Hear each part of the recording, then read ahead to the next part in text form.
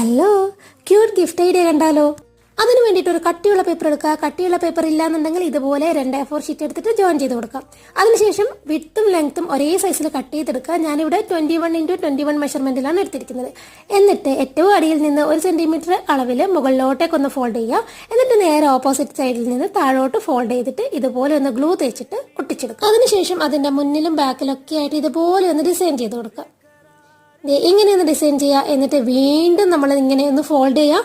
എന്നിട്ട് 2 സൈഡിൽ നിന്ന് വീണ്ടും ഉള്ളിലോട്ട് വീണ്ടും ഒന്ന് ഫോൾഡ് ചെയ്ത് കൊടുക്കുക.